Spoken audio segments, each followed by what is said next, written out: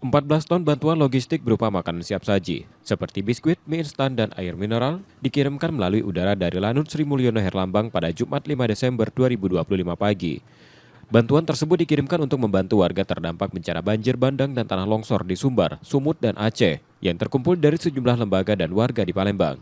Pengiriman menggunakan pesawat Hercules C-130 dari Skadron Udara 33 Lanut Sultan Hasanuddin Makassar ini akan menurunkan bantuan di sejumlah pangkalan Aju yang dekat dengan lokasi sasaran. Hari ini terkhusus kita tidak memberangkatkan berupa beras, tapi barang-barang yang siap untuk dimakan, serta minuman-minuman yang siap untuk dikonsumsi. Jadi barang-barang hari ini kami sampaikan bahwa semua barang yang siap untuk dikonsumsi. Jadi distribusi memang kita dari Palembang ini melalui jalur udara akan membawa ke pangkalan-pangkalan Aju ya, pangkalan Aju, contoh yang ada di Sumatera Barat, kemudian yang ada di Sibolga, kemudian yang ada di Medan.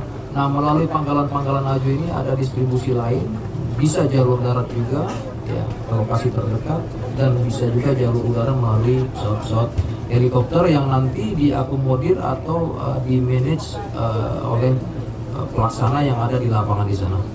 Hercules yang digunakan mengangkut bantuan penyintas bencana ini sudah melakukan penerbangan ke-20 dalam misi operasi kemanusiaan.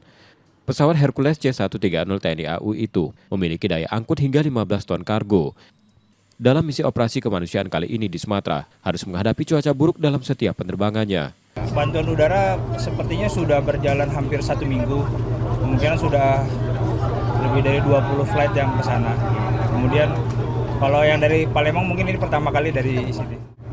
Tantangannya kita lebih ke mungkin daerah yang terdampak seperti runway misalkan. Kalau runway-nya mungkin tidak proper untuk kita landing, itu sebagai tantangan, sama cuaca saja. Karena kan semenjak banjir itu kan cuacanya buruk, kemudian otomatis di daerah Sumatera semua cuacanya buruk semua.